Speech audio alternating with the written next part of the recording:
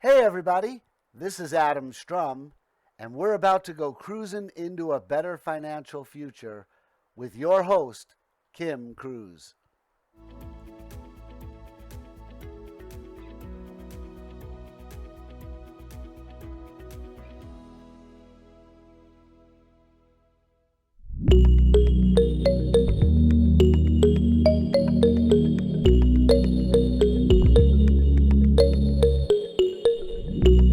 Hey, everybody, Adam Strum here, and it's time to start cruising into a better financial future with your host, Kim Cruz.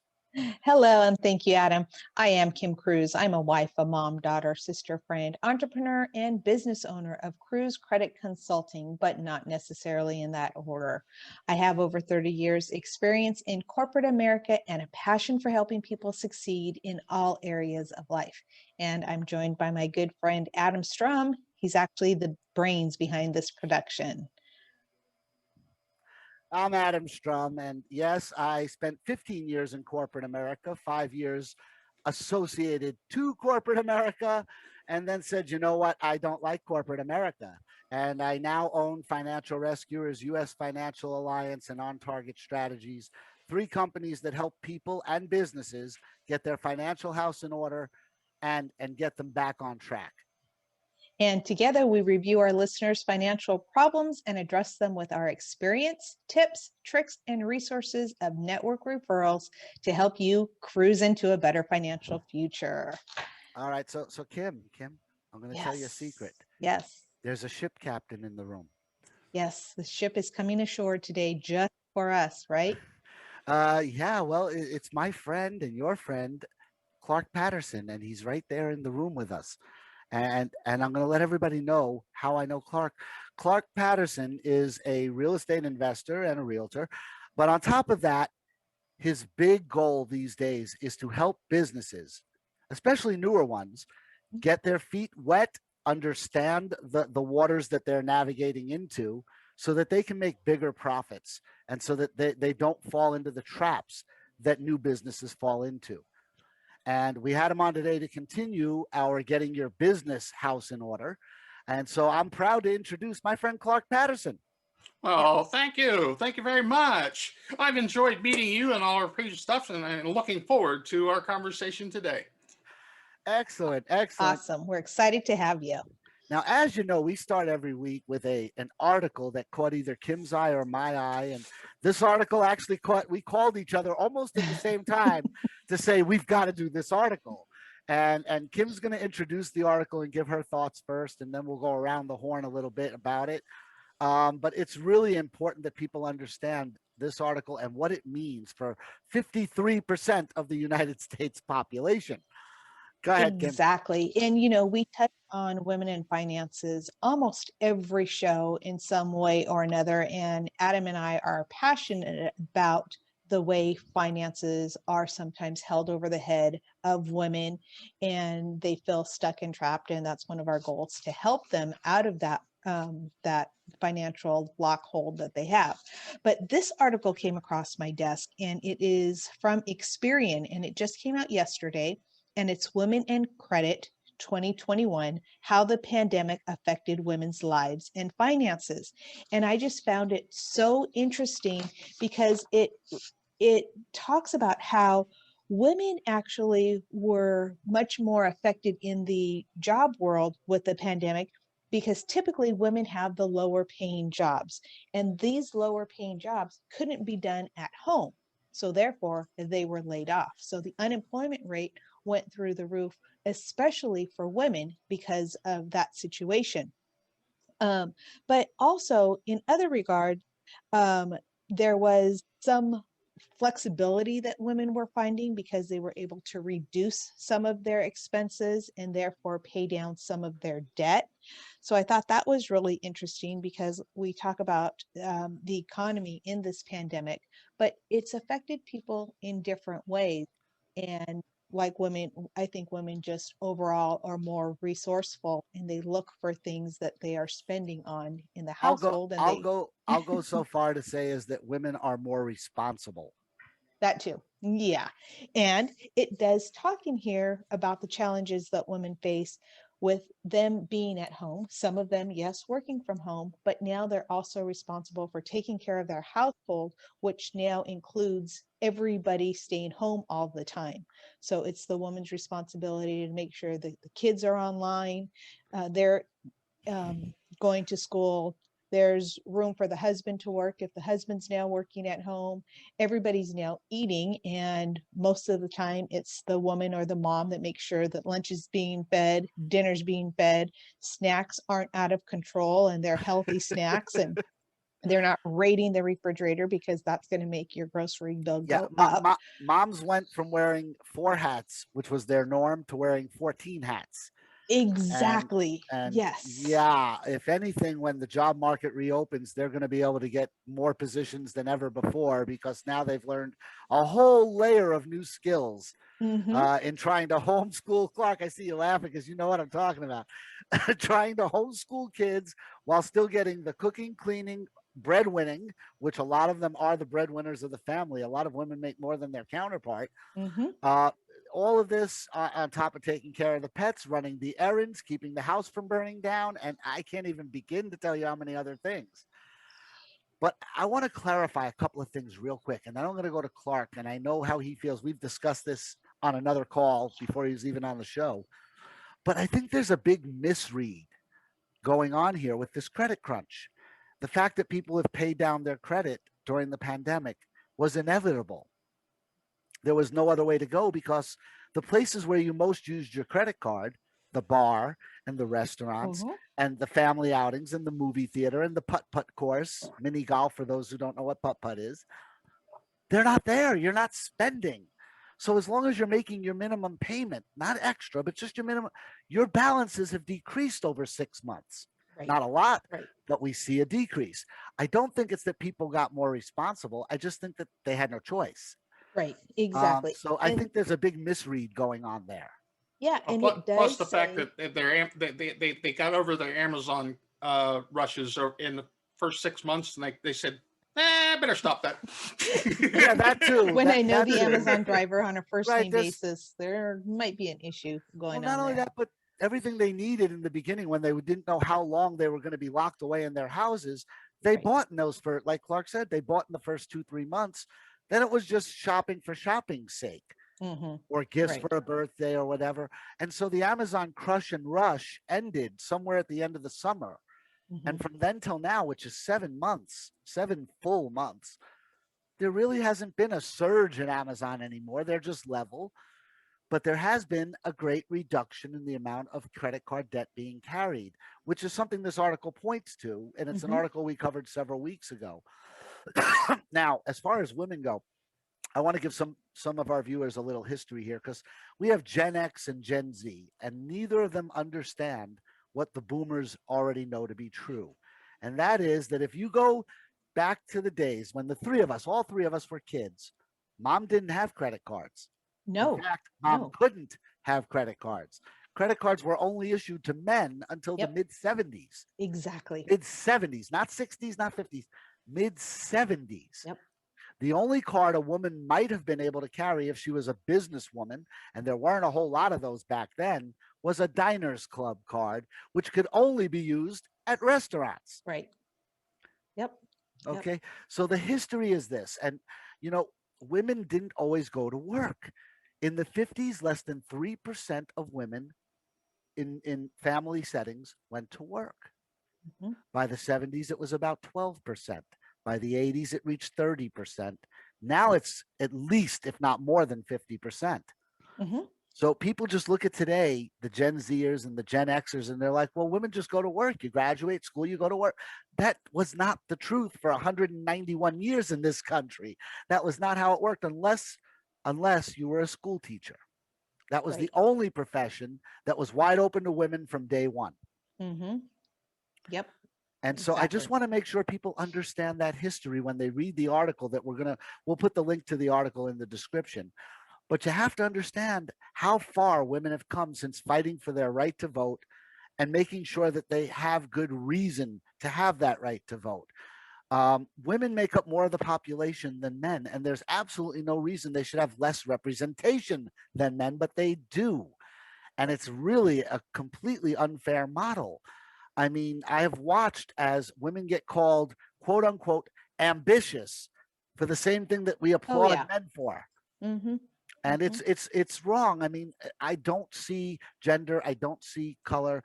When I'm evaluating a person, I evaluate a person on mental acuity, on expertise in their field, on whether or not they're doing something that's valuable. But I have never ever judged a human being in my business career or life based on color of skin, gender, or anything that really doesn't matter when it comes down to can they get the job done. And I really wish people would start feeling and seeing that, because I Mm-hmm. worked at Verizon where upper management is 80% female. 80% female. Now they're a top Fortune 500 company for a reason. And they're led mostly by women in their upper management, yet there's never been a female CEO and Mm-hmm. there's only two female VPs. But then you go to that third layer and it's almost all women. And that seems to me to be a placation thing, not to be as good as it sounds. It sounds great. Women are able to climb that high, but then they hit that same glass ceiling again. Right. There Yeah. shouldn't be there's no glass ceiling when we launch a rocket. There should be no glass ceiling when we have an extremely capable female who should be in charge of things. Mm-hmm. That's just my opinion, but I'm going to toss it to Clark and see what he has to say about all this. Wow, you threw out so many things there. Uh, I tend to be all over the place. no, but a couple of things I noticed. I've been outnumbered by women in all my household my whole life.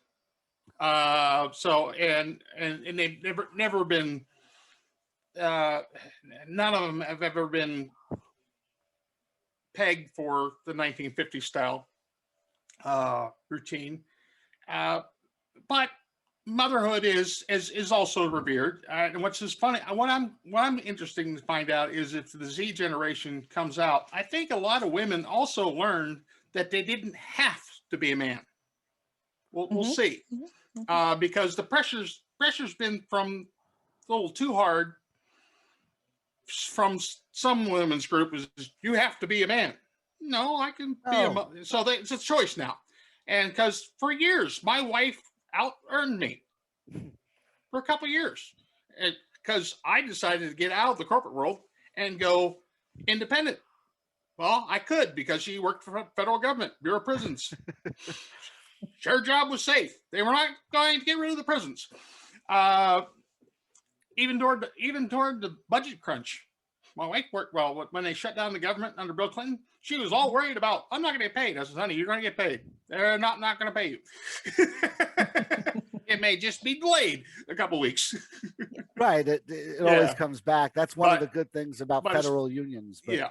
But the interesting part about this COVID thing is yes, a lot of females got laid off, just as you described. Also, a lot of females had to leave their job to take care of the kid at home because there's no daycare.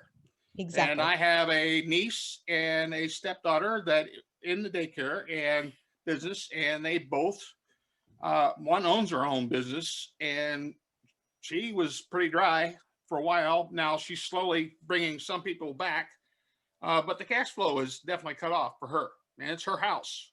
That's her business. That's how she makes an income. Right. The other one does it on this at a location.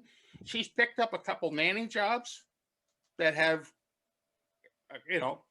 basically replaced the income along with the unemployment bonuses. But then there's my sister who was a consultant up until the end of 2019, and a company came and chased her down and said, we're opening up a couple manufacturing plants in the Caribbean as a result of the China trade war, and we need an HR person. She starts in February. The plants are supposed to open in the next 2 or 3 months. Oh no. Well, it didn't shut down. Her job elevated because they had to reconfigure those plants for COVID. So whole new an HR nightmare. Yeah, but It's but it's a lot of security. it's a work. job. Yeah, It's a it's a job. lot of work, but it's an HR nightmare. But that nightmare was her dream because Yeah. he ended up. Otherwise, if she was still sitting as a consultant, she might not have been making too much money. True. Wow, now that's True. quite the story. I mean, Yep. And I think in conclusion of this whole article, there's no one story that is the same for everybody. And I think time will still tell how women will be impacted. But I think during this time with women at home, a lot of them have moved to opening up their own business because that's something that they can do. And Adam and I have talked to several women who have opened up their own business during this time, because they needed some source of income. So I think we're also going to see a rise in women-owned businesses working out of the house so that they can continue to carry those multiple hats I and have take care of seen, their family and their I have parents. noticed a big rush to network marketing by people during the Oh, pandemic. Just Which as finding a side income, and it's a great way to learn how to run your own business. It's a good starting point, a diving board. I'm sure Clark would agree with me on that.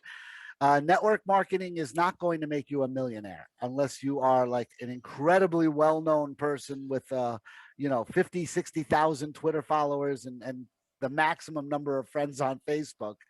You're really not going to become a millionaire in the network marketing game, but it can make you a pretty good extra monthly income if you choose the right product and the right network, something you believe in, something you like doing so that you don't short yourself hours. But I've seen a big rush to MLMs and network marketing during the past year because people had a lot of time on their hands. They were home, they could do their research, and it was easier to network with people online than ever before. and So, network marketing has grown up. Uh, go back to the 80s. Yeah, it is the problem. So it's grown up. It's a legitimate business now. And I come from the Pittsburgh area, so I grew up in the 70s. So the 40-40-40 formula was dead by the time I graduated in high school. it didn't And work anyway. So, yeah, true, but it had the illusion that up till that point in time it was working. Uh, and so I've always been preaching to people to I don't care if you got a W-2 job, great, don't quit, but start a side business. And design your own ship. It Yep. didn't have to be on the water, but design your own ship and then become the captain of it. And which means you stand at the wheel and you never let anybody else control it. and this way, when you are ready to launch it, it's seaworthy. Exactly. Yep. And that's what Adam and I do all the time. So, and we've had guests that have talked about why you need to have a home-based business or a second stream of income, especially if you are a 100% W-2 family. So this leads right into the perfect segment. Yeah, we're going to hit into the owning your own questions, business. but I'm going to throw this out there very quickly. The most successful people on the planet, the Elon Musks and the Jeff Bezoses and the Bill Gateses of the world, will tell you the optimum number of streams of income to have is the lucky number 7. Yep.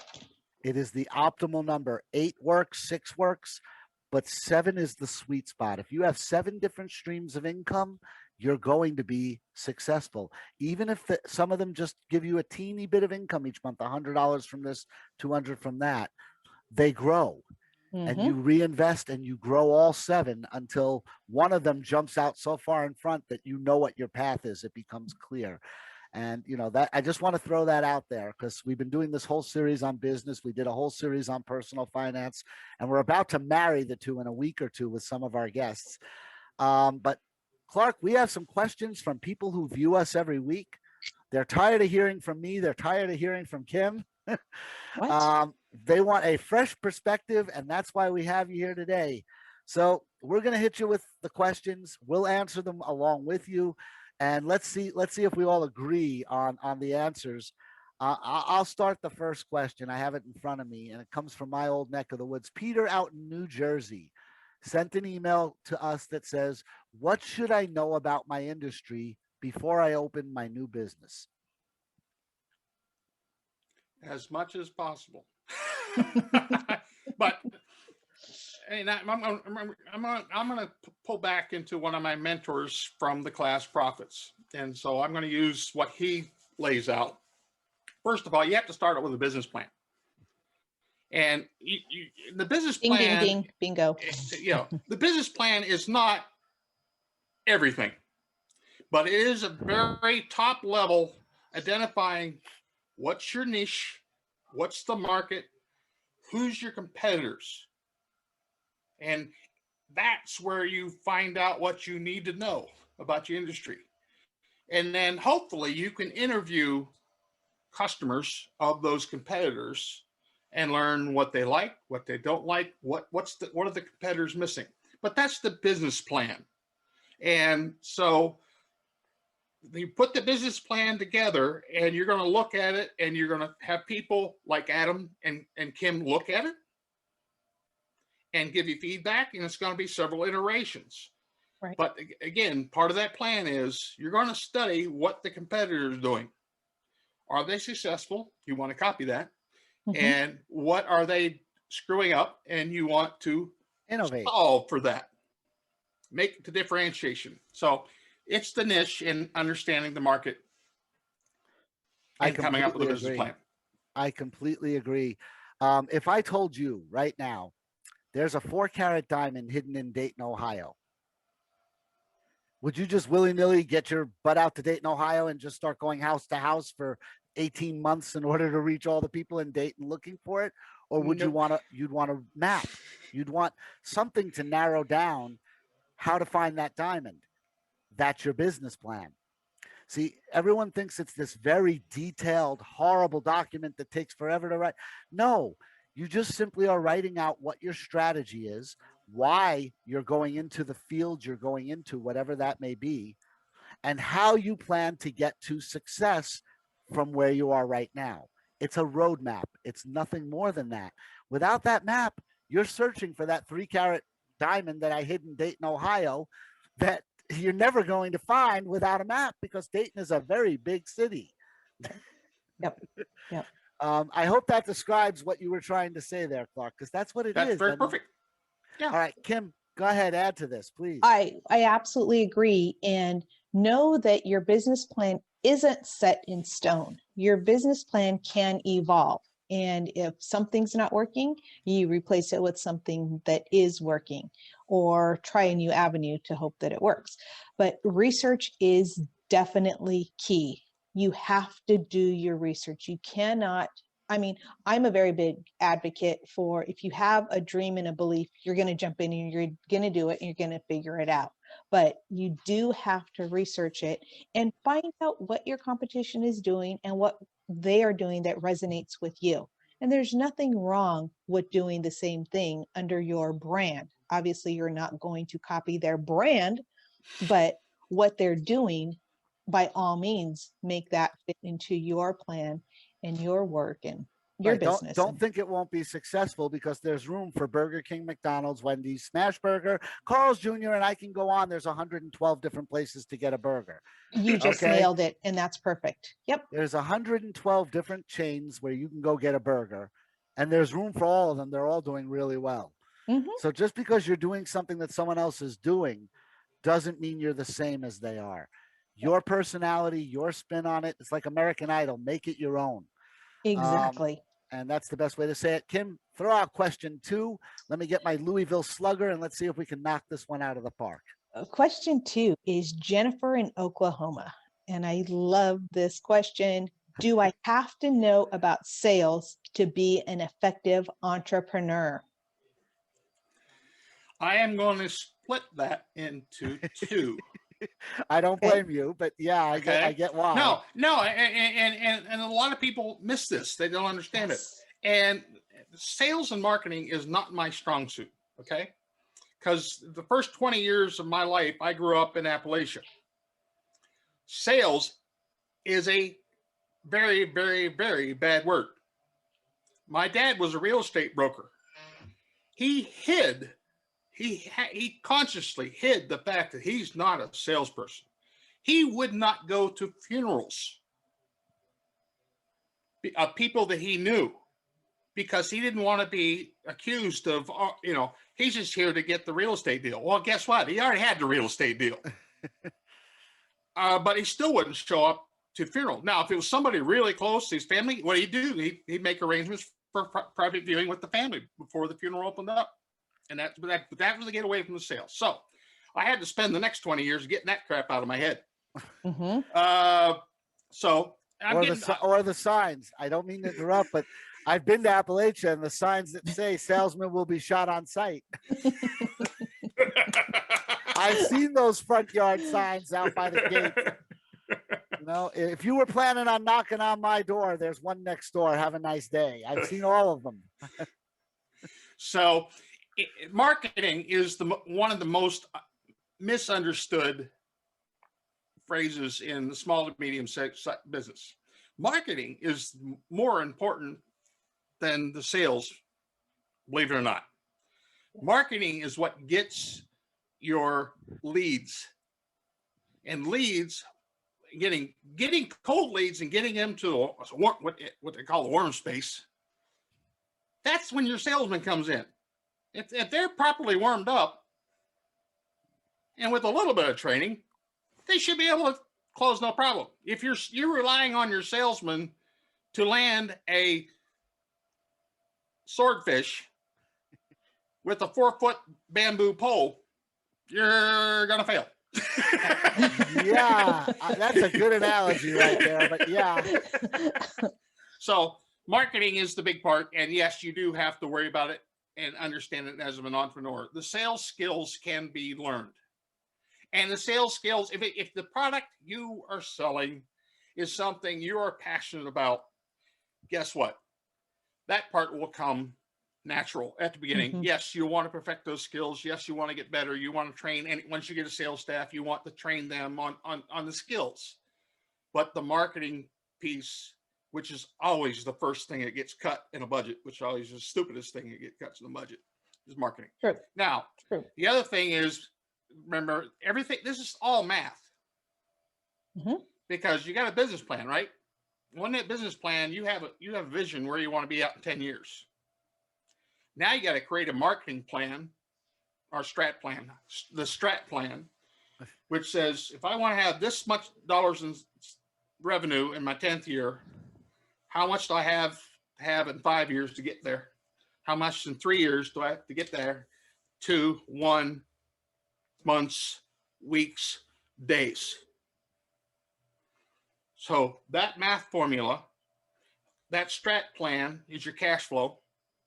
And then you have your marketing plan, which says, I got to generate this many leads in the coming month, 2 month, 3 month. And then once you figure out your formula of here's how many cold leads that convert to warm leads, convert to sales, 110-1 is a safe place to start if you know nothing. So it takes 100 leads, get you down to 10 warm leads to maybe 1 sale. Now, as you get better, you're going to get 125 and 5, or maybe 7. But those are the type of numbers you got to start playing with. You got to learn. But that's the math, and those are the 3 plans. Exactly. And I've always taught or suggested in any training that I do, you have to get through those no's, because the more no's you get to, you're closer to that yes. So I love the way that you laid that out. And my whole career in corporate America has been on the sales side of the house, but I've never considered myself a salesperson. And it's funny to hear my kids say, what do you mean you're not a salesperson? No, I build relationships with people. I get to know my clients. What is their issue? What do I have? And now that I'm doing what I'm doing, I have a whole repertoire of services and resources that I can suggest to my clients. So it's all about building that relationship. So yes, I understand where sales can be a dirty, nasty word, but it's all about building that relationship. And then the sales comes naturally on the back end when you're truly solving a client's problem. I couldn't agree more. All right, so I'm going to break this down a little the way Clark did, and I'm going to break it down in Adam speak, which a lot of people are used to at this point. So marketing is the vehicle. Remember I told you a few minutes ago, your business plan is your roadmap. Well, I'm in Arizona and I have the map and it shows me exactly where the diamond is. I still got to get to Dayton to find it. How do I get to Dayton to find it? That would be the marketing. That would be I'm going to rent a helicopter. I'm going to take a plane. I'm going to jump in a car. I'm going to jump in an RV. There's lots of different possible ways for me to get from Arizona to Dayton, Ohio. Now, how fast do I have to get there? I don't know. Does anyone else know where the diamond is besides me? These are things to consider. Yep. Does anyone else have the means to get to Dayton who does know where the diamond is? For instance, I know where the diamond is and I can spend $20,000 to get to Dayton. Another woman also found out at the same time I did in Florida, who's 93 years old and no longer has a driver's license, but also knows where the diamond is. Odds are she's not going to beat me there, even if I take an RV. So your marketing strategy, which comes after you have your roadmap, your business plan, will automatically teach you a little bit about sales. But I'm going to throw out a couple of really important things to read. Just authors. I'm not even going to recommend books, just authors. Read Dale Carnegie. Oh, yeah. Read Zig Ziglar. Love him. If you want to learn what Kim was talking about, which is I'm not a salesperson, I just have conversations with people and it turns out they like what I have and they buy it. Well, you're selling, but you're not selling at the same time. You're winning friends and influencing people. Yes, exactly. And I did in our very first episode a little magic trick for everybody that showed just how sales work. And Kim, you went and tried it on your sons later that night and it worked like a charm. Yep. The only thing you need to know to be a good salesman is how to lead a person who's listening to you. And that's what we did. We had a guest, Clark, and I told them, look, I don't want you to pick the 6 of diamonds. Oh, yeah. I remember this trick now. Yeah. I don't want you to pick the 6 of diamonds. And no matter what they said or did, they ended up with the 6 of diamonds. And it's an old sales strategy and trick from the 50s. But the fact is once you've perfected it, no matter what you're thinking they're going to say no to, it works the same way because the only place they can get to is yes, if you structure what you're telling them properly. Right. There's no other way to get to anywhere but yes. Car salesmen are masters of this. Mm-hmm.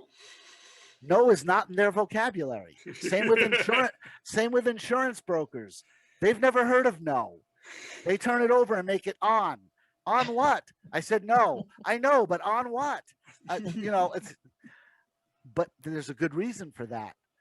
And the reason is simple is most of the people who are selling cars or selling insurance using those 2 particular venues, you wouldn't be on the car lot if you didn't have an interest in buying a car. So they know they've got you the minute you walk on the lot.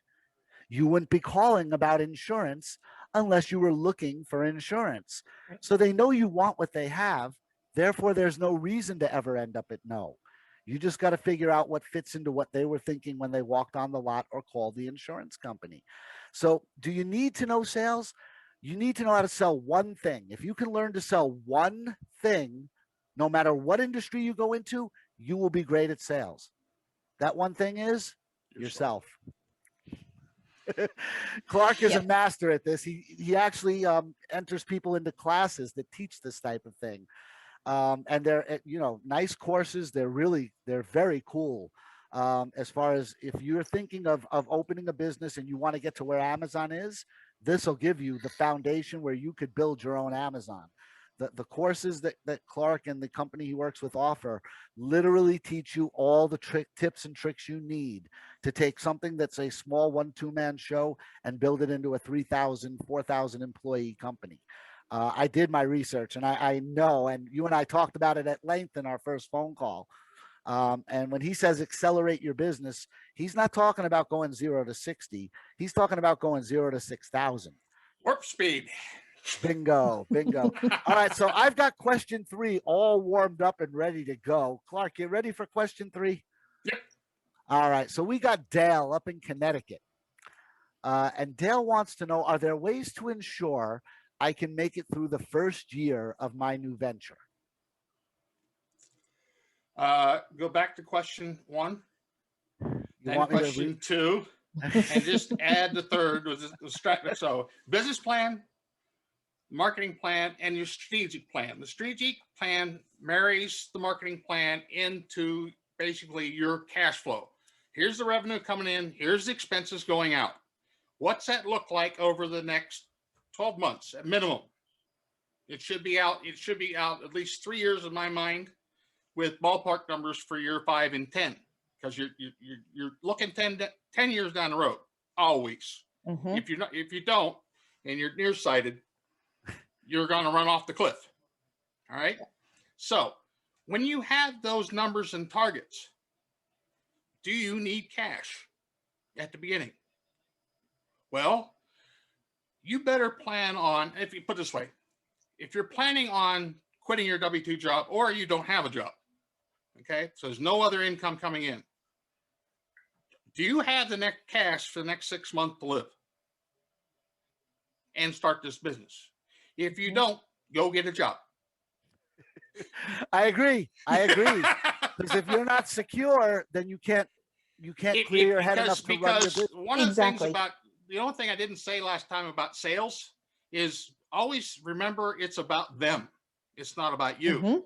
Mhm. But if you're trying to figure out how you're going to eat and pay the electric bill tonight, it's all, you always project it's about you, and you Yep. can't sell from that area of desperation. No, it The has passion's a wiped out. definite odor to it. Yes, it's gonna come out. Yep. So it's a strat plan. It is the cash flow plan. Cash is king, and so you have to have cash, and you have to have the buffer just in case you don't hit your plan. But as soon as you start not hitting your plan and you're going to start eating that buffer, you need to turn it into, you need to find another gear. Right. Some help. Exactly. Yep. Right? Yep. And that's when you need to make those tweaks. Yep, I completely agree. So we're doing the march down the yellow brick road. We're headed down the yellow brick road here. See, we started out with the map, which is of course your business plan. Then we said, okay, so you've got your map, you know where you are, you know where you're going. Now you got to figure out how you travel there, and we built your marketing plan. And then we just got hit with the perfect question for 3. I mean, we ordered these beautifully for a reason. But question 3 takes you to your strategy plan, which is, are you driving that car to Dayton, Ohio? Or are you going to have someone else drive it and you sleep so when you get there, you can run after the diamond? Your strategy plan is your third leg, your third wheel of the 4-wheel car. There's still one more we haven't discussed yet. Now, what's really funny is if you take your time with your business plan, the other 2 will be part of it. Mhm. Okay. Right. The well thought out business plan takes these 3 things into account. The 4th one can't be included because the 4th one has to do with expansion. But the first 3 things can either be combined or separated. All of them are living documents like the US Constitution. They grow, you make amendments, you add things, you subtract things that don't work. But if you want to be successful, and this is from someone who's owned 5 companies, I currently own 3, I sold the other 2. I know what I'm talking about when I say the most important thing you can do when doing your strategy plan is write down, what am I bad at, and make that list. What do I not do well?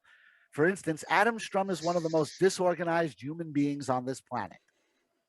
People mistake me for a hoarder when they see my home office. I'm not organized. I'm really good at remembering everything, so I don't have the need to be organized. But when running an office or a company or 26 employees, which is the most I've had in any of my companies, somebody's got to be organized, or people are not going to get paid on time and they're going to quit, and customers are not going to get serviced properly, or products are going to be shortchanged and shoddy.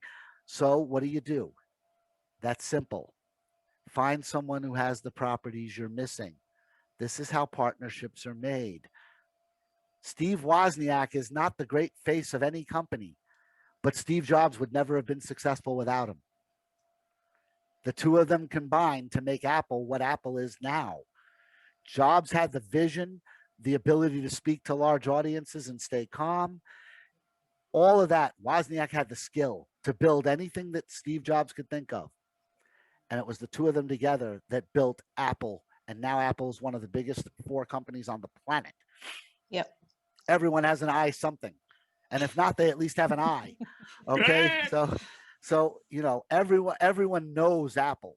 Even when you go to the most remote countries, someone will know what an iPhone is, and it's all because you found someone who filled in what you weren't good at. Right.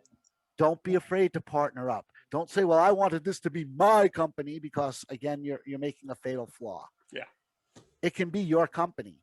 You can be CEO. Your partner, whoever it is who's just filling in those bad areas, will be happy to be the COO or something just one slight little sliver below you. And so you can maintain your, you know, your ego boost if that's what you need. And some people do need that to feel secure.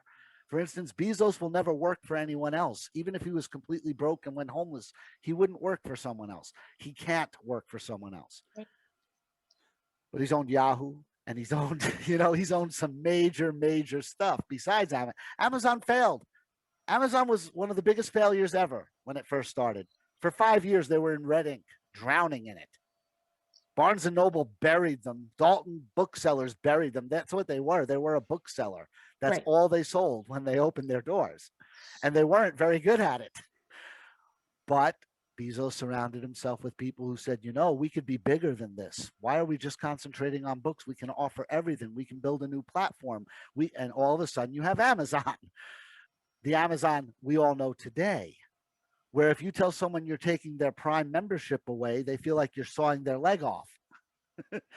People will kill to keep their Prime memberships. So, you know, all of that being what it is, strategy goes hand in hand with marketing, goes hand in hand with your business plan. So far, we know what we want to do. We want to get the diamond in Dayton, Ohio. We know where it is. We got the map, right? We know how we're going to get there in an SUV. Okay, so we're going by SUV, and we know how that SUV is getting there. You're bringing a friend of yours so that he can split the driving, so that you don't have to stop in motels and you can just drive continuously. So let's go to the next step. Kim, throw out question 4. Question 4 is, let's see, Gina in Illinois. Are there advantages to registering my new business in a state other than where I live? Ooh, good question. Yep. Ooh.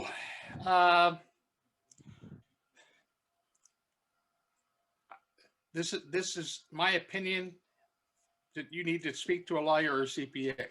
One, my disclaimer. With Disclaimer necessary. With the, it depends on what your business. If your business is totally strictly online, right now, you can play games. All right, it's a risky game because the states are getting really touchy about if you live where you're at and you're selling online and they find out about it, they're going to nail you. Plus, there's laws coming down very soon that you may end up being registered in all 50 states if you do business in all 50 states. Mm-hmm. So it's a slippery slope. I had to consider this when I opened up my original LLC in Massachusetts in 2005. It was very freaking expensive to do an LLC in Massachusetts. Mm-hmm. Yeah, one of the most expensive states in the country. I wanted to go look it up right now just to make sure they didn't change. Well, they actually did drop it $100. So it was $600 a year for my LLC. It's $500 now. Mm-hmm. Whereas, I'll tell you right now, Arizona, it's $85 to register your LLC. Illinois is $150. Iowa is like $55. And I know that this is more in, well, go ahead. Go ahead. And so why now there was years ago, there were some games about Wyoming. I think Utah was playing the game for a while too, but they've shut down that game. The only other thing is big corporations do file in what state? Delaware. Mm-hmm. They have the lowest fees and no taxes. So that's where a lot of large corporations. So I don't think, Gina, are you talking about a large C Corp? No. you're not talking large C corp, I would like to hear the argument for any advantage other than what the cost is. Yep. And I know that Adam deals with this all the time with people coming to him to register. So I'm going to defer to Adam for his catch it. Catching. Yep. Here it I goes. got it. Oops, wrong way. There you go. The answer is yes and no. Clark was right on target here. All right. So it all depends on what your business is. Honestly, there's really not a whole lot of difference unless you're making millions of dollars, in which case, like Clark said, Delaware, North Carolina, Nevada, all states with incredible big tax advantages to having your corporate headquarters there. Bank of America is headquartered in North Carolina, Chase in Delaware, and I can go on. This is where the banks go to register themselves. But you have to keep in mind that, like Clark said, every state has its own laws depending on the type of business you have. So are you in a service business, or are you a retail, or are you a little from column A and a little from column B, like a Chinese, dinner?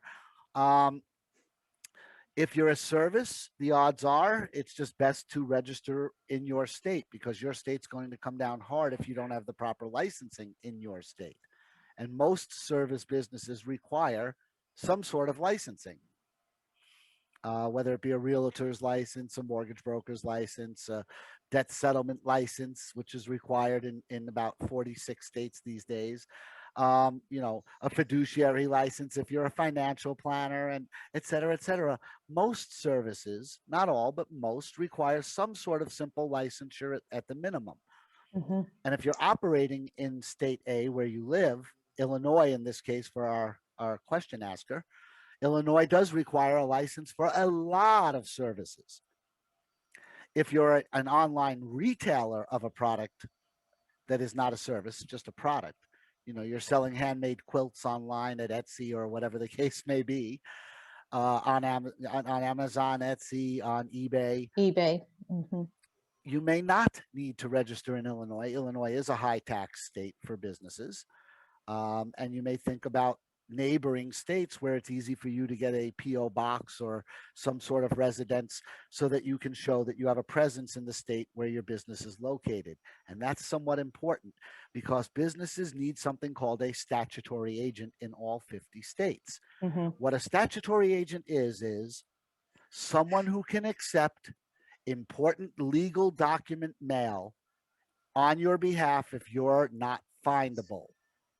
That's all a statutory agent is, but you're required to have one on your LLC paperwork in all 50 states. They want to make sure that you personally can't just duck and run, and that's the end of it. And that statutory agent who has to agree to that and sign, agrees that even if person A absconds and moves to, I don't know, Chile to disappear in the Chilean forests, that you're still going to be responsible, not for the company, but for certifying that the paperwork was received and forwarded to the best of your ability to person A. So it's not as simple as it sounds to just open a business tomorrow. There are things you must consider, which is why we go back to step one. The business plan is so important. Clark, it's on you. Go. Well, the only thing I will add is, if you do that, that means whatever office space you have in your house that you want to write off, you can't do it. Yeah, that's another tax issue. Good point. Yep. Now, of course, you can designate your office as a secondary office to the main office. But if you're doing a PO box, that ain't gonna work. No, that's not going to work. No, so. that's just the IRS. If you ever get in the crosshairs of the IRS, they have so many ways to jam you. It's not even funny. Oh, of course. They've shut businesses down just by auditing them. Yeah. Even though the business did nothing wrong, at the end of the audit certifies nothing's wrong, the audit itself can shut your whole company down for enough time for you to be out of business. Exactly. Yep. So yeah, they wield a lot of power over at the IRS, and this is why we had next one. And then the next department after that is the Department of Revenue of your particular state. Yep, and they wield almost as much power, especially in New York. Oh, jeez. Well, that's why we have Department of Revenue is a scary place. I agree. And that's why we can tell our audience to stay tuned, right? Because we will have the IRS problem Yes, we solver have coming up. the tax night coming up in a couple of weeks. Yep. With his suit of armor and his sword, he's ready to slay the IRS. He is riding in on his white horse to help people with the IRS problems. So looking forward to that one too. We have one more important question to go. Yep. And I know this one's going to be a fun discussion. So let's get to that last question, and let's make sure everyone knows how they can get their business to the next level by contacting Clark. Yep. Yep. So let me tell you this question from Monique in Iowa. Monique says, I am thinking of starting a new company and need advice on how to set it up. So this is going to bring it all full circle. Can I read your business plan? Exactly. That's the first thing I would say. Yep. Yep. Let's refer back to step one. Without that, I have no idea. But I'll get the general guidelines are, if you're just starting a small business out of the house, you're going to be making less than $20,000. It just goes on your Schedule C on your personal return. You don't need anything. All right. Once you start getting above 20,000, it depends. Well, the one exception being that is if there's any real risk that you could be setting yourself up for a lawsuit, then an LLC might, if you're physically touching a person or doing stuff like that, or messing with their finances, you might want to give a little protection and get an insurance policy if that. But if you're just selling widgets, soaps, potions, and lotions out of your house, you don't need anything. Once you get to 20, you start thinking about it. If you get to 40, and I'm talking about in a year, now you got to start thinking, what is my business plan, and where am I going to be in the near future? If you're in a calendar year, if you get above 50,000, you probably should at least file an LLC and a bank, set up a business checking account. Because if you think you're going to get to $100,000 a year, at that point in time, and $100,000 a year, I'm going to switch you filing at LLC with the IRS as a subchapter S corporation. Now, if you think you're going to get to the 100,000 in the first year, start out with a subchapter S. It's going to cost you a couple $1,000, maybe $1,500. It's gonna protect you a lot. Well, yeah, right. It is going to protect you a lot. Again, it depends on what you're doing. True. It depends on what you're doing. Like I said, if you're just selling Avon and a lot or drop ship sales, you're not even carrying the products. Your exposure is kind of small. But once you start getting up into anytime you approach 6 digits, you have phones. But the thing was, is once you get over 50,000, then you could do some accounting things. There's a subchapter S right now gets a $20,000 pass through. Yep. Okay. You claim out of the $100,000, you'll put yourself on payroll for about 33. Mm-hmm. And you'll pay yourself. Right. And the next 20 comes right in your pocket. And that's half your income accounted for before you have to pay taxes. And that's and the next part is you pay income taxes. You're not paying Social Security. Right. So that's the game. Yep, and that's what Courtney was talking about when she was here. Yes. Courtney. Yep, and God bless her. I mean, she's forgotten more about tax and tax structure than I'll ever know. But yeah, so I'll give my opinion. I'll let Kim have the last word because this is going to be short from me. Monique, I've had people come to me at On Target Strategies, which On Target Strategies is business consulting, but I only work with new entrepreneurs. I don't go into businesses to try to help them. I help new people establish their businesses. And that means keeping them focused on what it is their vision was so that they don't get stuck in the weeds. I say this every week at that networking event we all attend. I want to make sure you don't get sidetracked by the shiny objects that'll be dangling along the way. And there's lots of them. Right. A quick example is I know a woman who did exactly what I was just saying a few minutes ago. she's great at making these quilts, and she sells them on Etsy and she sells them on eBay, and she can make about 8 or 9 of them a week, and they sell pretty well. I mean, she makes a nice big markup, but at the same time, she's not going to be $100,000 company doing that unless she expands and hires people and teaches them how to quilt too, which is a possibility, but that's not what she wanted. That's not her business plan. Her business plan is to do what she loves, quilting, and to make enough to sustain herself from it. If that's what you're doing, then the maximum you'll want is an LLC, which can be filed with your personal return. As Clark said, LLCs in most states get filed not as a separate return, but as part of your personal tax return, which means losses to your business can offset your personal tax burden and vice versa. So it has a big benefit to being an LLC. You get almost the same protection as a corporation, an S corp anyway does. Of course, a C corp gets more. My God, to go after someone personally that did something wrong as a C corp, you're better off suing a Martian. The veil there is made of titanium, and it's about 300,000 feet thick. And you don't pierce that veil unless you're Enron. That's the only time I know of that corporate veil got pierced, was to go after the Enron guys. But what they did was so insane that they deserve to have that veil peeled away. Anyway, really, really simple, Monique, is make your business plan. No matter how small your business is, your plan may only be a page, maybe even two, if it's something simple. Make your marketing plan. Where are your customers? How do you find them? How do you explain to them? What is your concept to explain to them what you have and why they need it? That's marketing/sales. And the two shouldn't be grouped together. They're separate things. They're very different from one another, but they get grouped together a lot. I love when I'm introduced to someone, oh, this is our director of sales and marketing. I'm like, great, I'm going to get him together with my director of cookies and space launches, because that's about how similar sales and marketing are. It makes no sense. It's like my sister texted me this morning asking me for a great 2-movie mashup double feature, and she gave the example of Jaws and something about not having arms. I forget what, A Farewell to Arms, as a great double feature. Jaws and A Farewell to Arms. And she's like, do you have any others? And I had to think for a couple of minutes, and I came up with about a dozen for her that were pretty good, like Nightmare on Elm Street and Field of Dreams.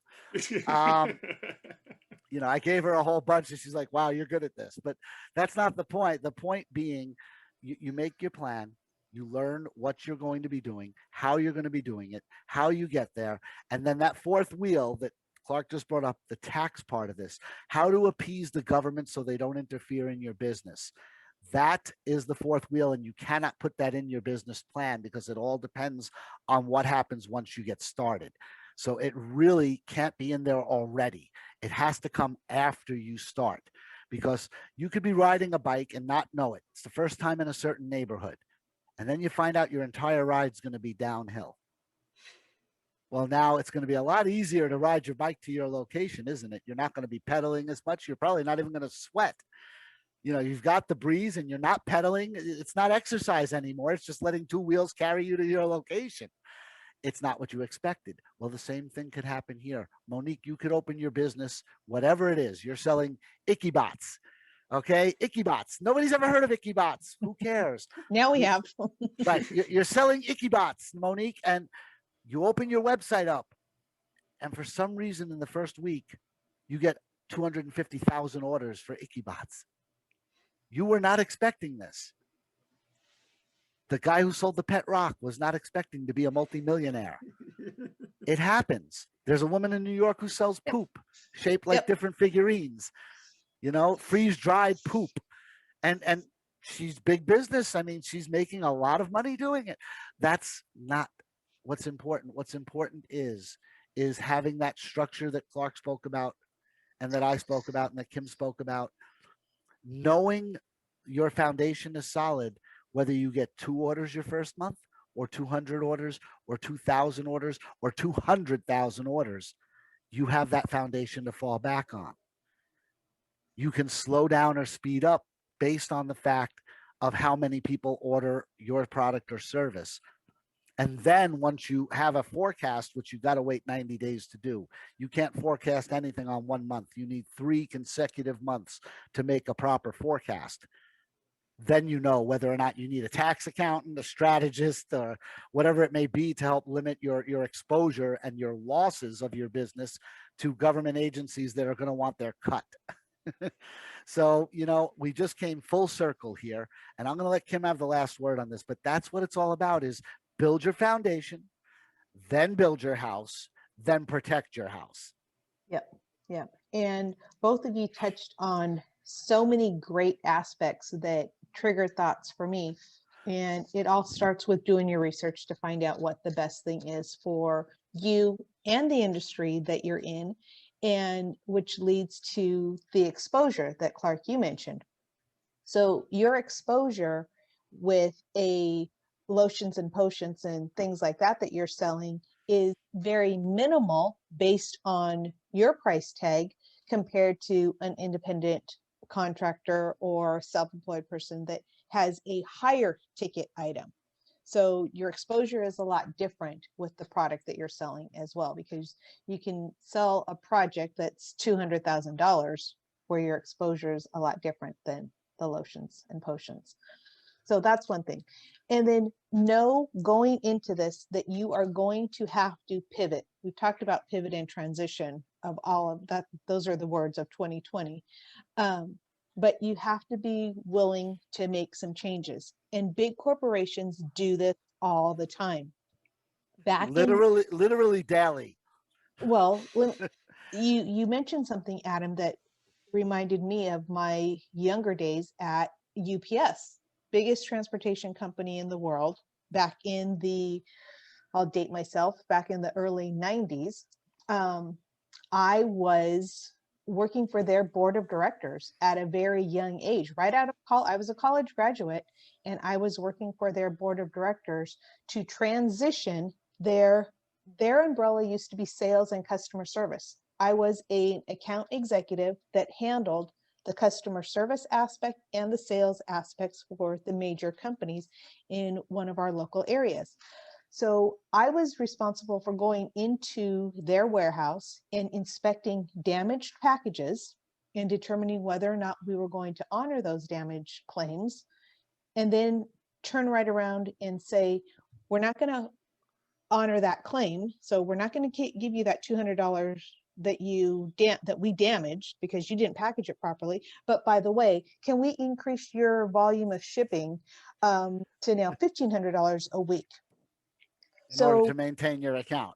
Exactly.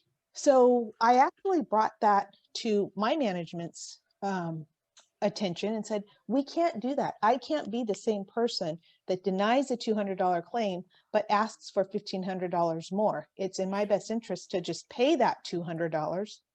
So I was on the task force to split sales and service for UPS. That was a huge undertaking. And I was all of 22 years old, I think. And I was the head of one of those transitions.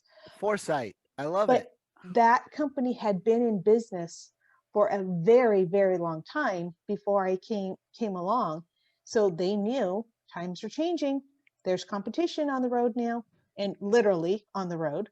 And we had to split sales and service. So companies are making transitions and changes all the time, and you have to be prepared to do that, no matter how big or small you are, if you want longevity in your company. This is a story for another time, but I can tell you about a very, very successful company up until the early 90s that didn't pivot, and you barely know about them now.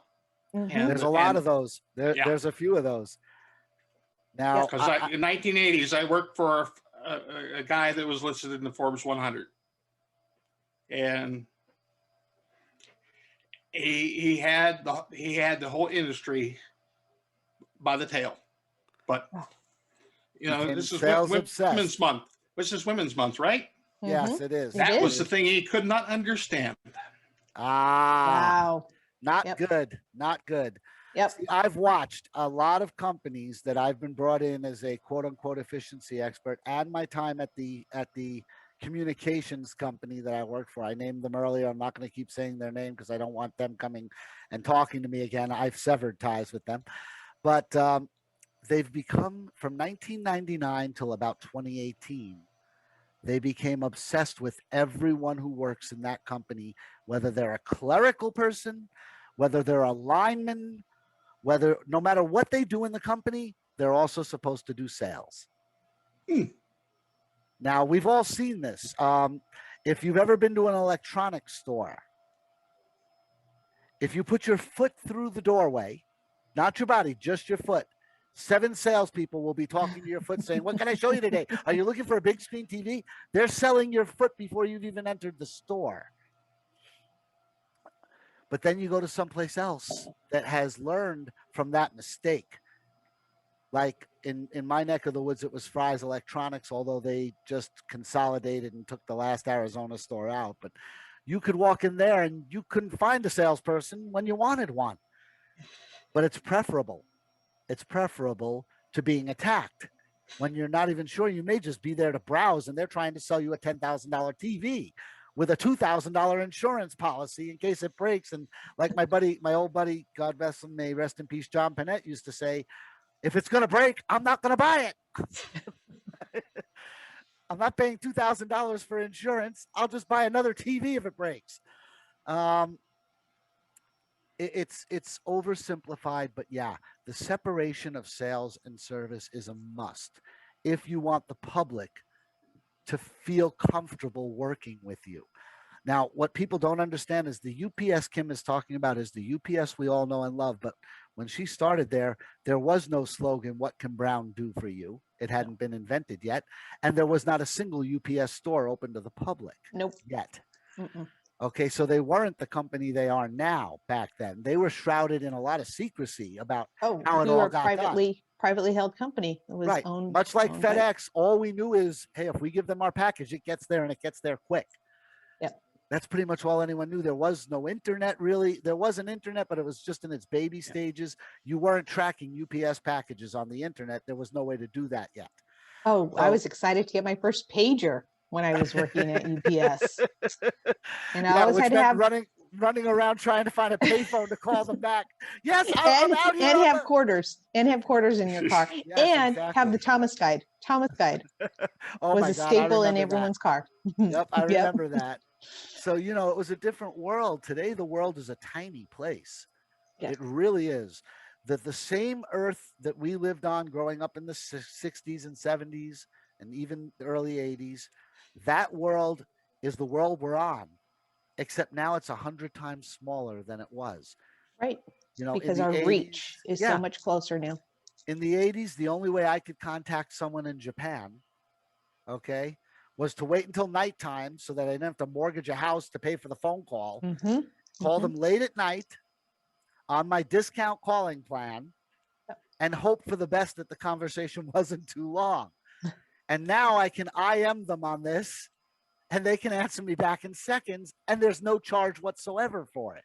Yep. So it's a different world. And that has to be part of your business plan when you're opening a company, is knowing that the world's going to get even smaller. Knowing Yep. that that's what progress does. It makes it smaller. It makes it easier to speak to people from anywhere. It's going to continue to happen. There's no doubt about that. It's impossible to go back the other way. So therefore, part of your business plan is, what do you do when XYZ happens that shrinks the world more? A lot of companies got lost in the 90s. Now, the 90s were a great time of expansion for America. The dot-com boom started in the 90s. The internet became the rage in the 90s, and it'll never go away. It's embedded into all of our culture now. But you got to plan for something like that. There were people in the late 80s and early 90s who learned how modems worked and learned how to cradle their phone into a modem which was bigger than a car and listen to the 7 minutes of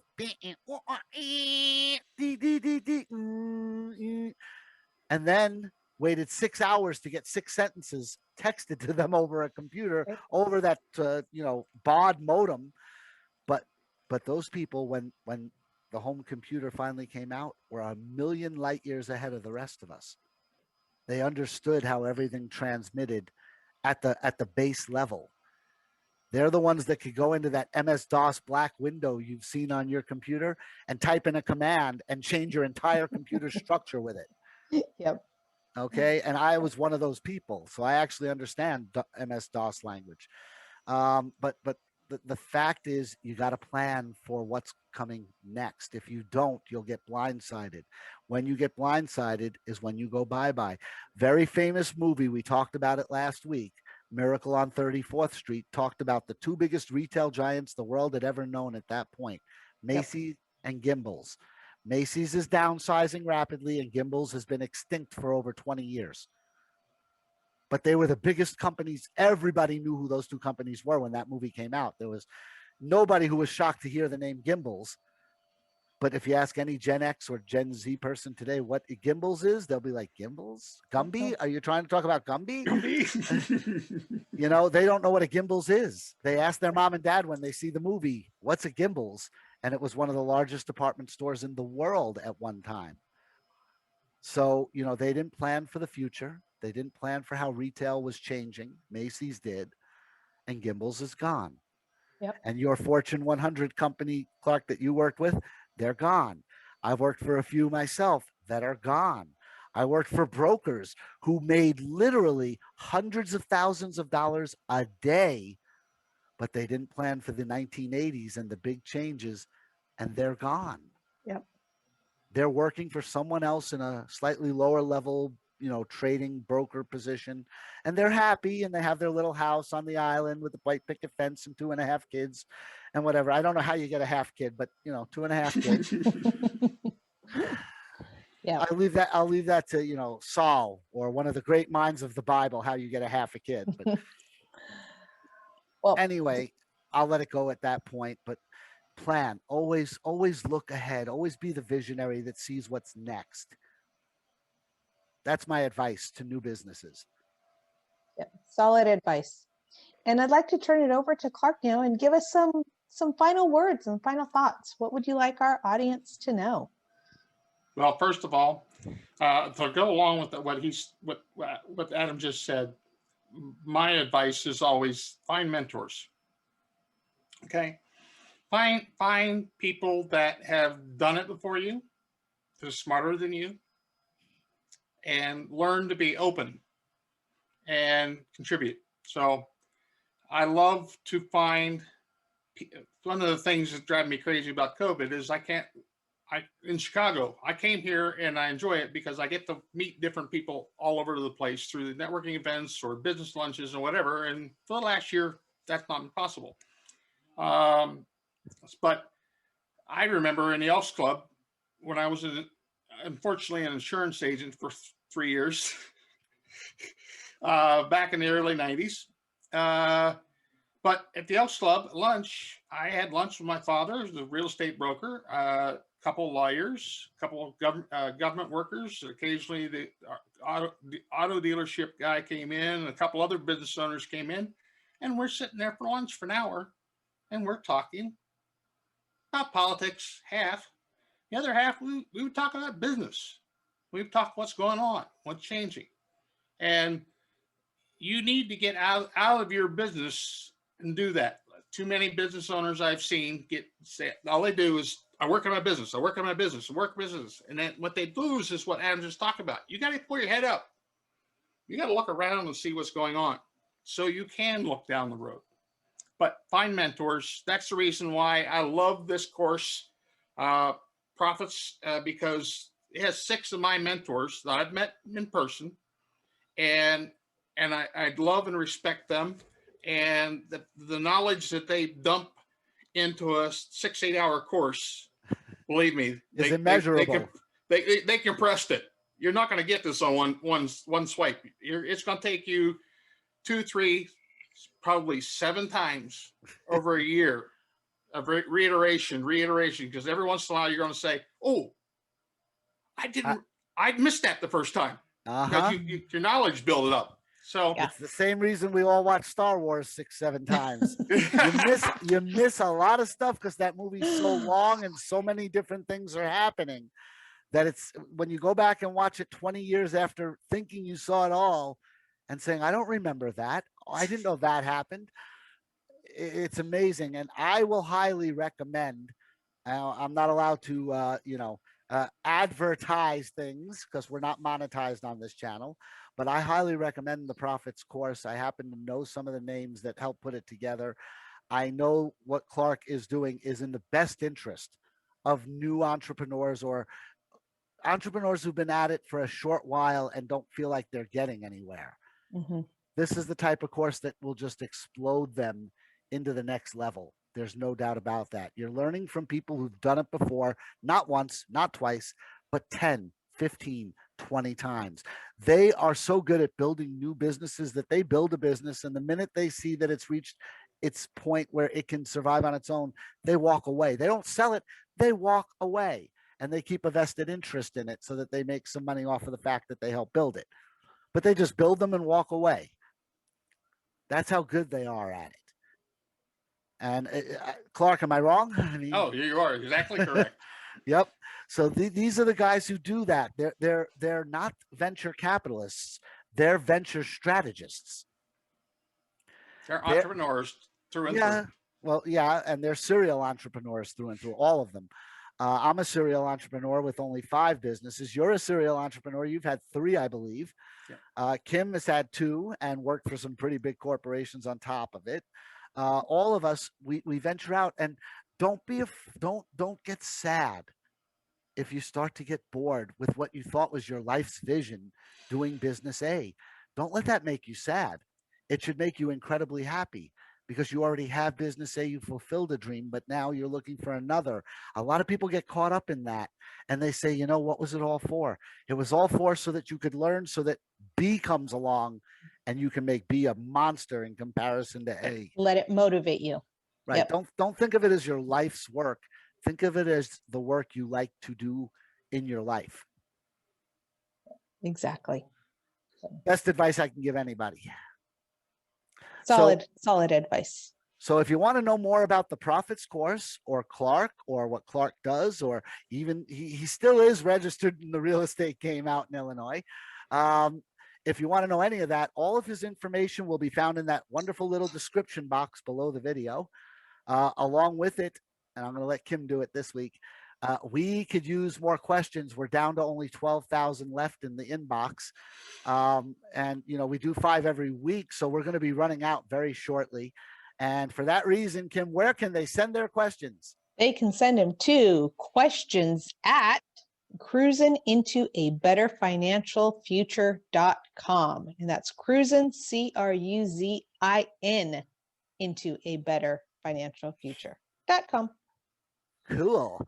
On top of that, Kim's information for Cruise Credit Consulting, my information for U.S. Financial Alliance, On Target Strategies, or Financial Rescuers will also be in the description box. So that description box is like a hidden pot of gold. If you're looking for help getting your business started, getting out of debt, fixing your credit, all of that is hidden in that box in plain sight. All you got to do is open it up and read it. So there's your map to get to that diamond I talked about earlier, because it's right there in that description box. On that note, is there anything else you'd like to say to our listeners, Clark? We were so happy to have you. I hope you had a good time. I enjoyed this. Thank you very much. You're very welcome. Thank you for coming. Greatly appreciate you. We know you brought value to our audience. All right, everybody. So I guess that means we're going to see you next week when we keep cruising into a better financial future. Thanks, I'll everyone. See you then.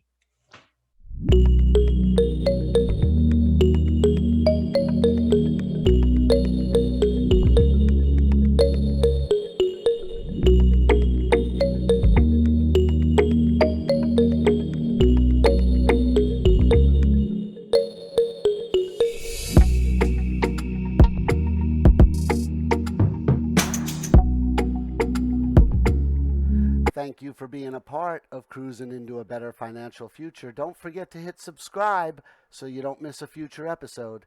We'll see you next time. Bye.